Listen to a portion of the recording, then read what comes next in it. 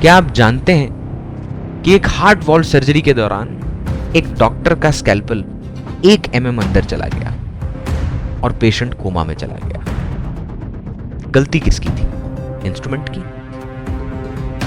नहीं, गलती थी मेजरमेंट की, आकलन की, एरर एनालिसिस ना करने की, मार्जिन ऑफ एरर को ना समझने की। मेजरमेंट सिर्फ एक नीट और जेई के सिलेबस का हिस्सा नहीं, इट्स अ रिस्पॉन्सिबिलिटी।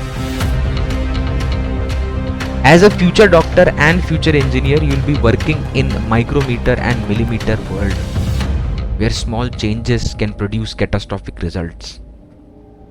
Imagine करिए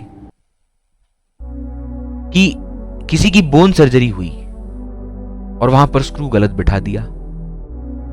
A bridge joint is off by 0.2 mm only, but still creates an extra stress at a point and breaks the bridge. Medicine का जो डोज दिया गया है किसी को, उससे बहुत ज्यादा बड़े मात्रा में वो डोज लिया जा रहा हो, because you are not concerned with the fact of measurement, calculations. Let's understand this fact very well कि जब आप कोई ऐसी चीज करते हैं जो आपके लिए न्यू है, नई है, तो आपके मन में डर होता है। Think of a surgeon will be performing a surgery.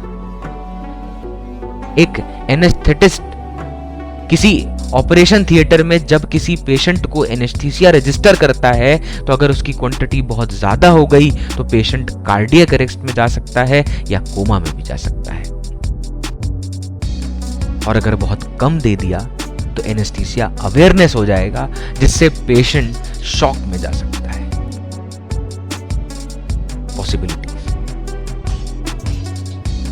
So in practical world, when you know the margin of error, one thing that happens is a thin line is created between carelessness and confidence. अबे जब confidence होगा खुद पे तभी act कर पाओगे ना चीजों के ऊपर, लेकिन अगर वो कॉन्फिडेंस हद से ज्यादा हो गया, उस लाइन को क्रॉस कर गया, तो रास्ते लग गया।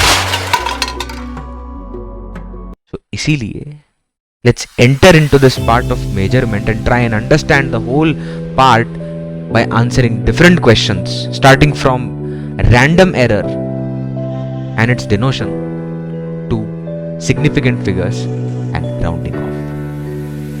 In this spectrum, we'll be dealing with various facts associated with measurement one by one and with practice to make you understand the relevance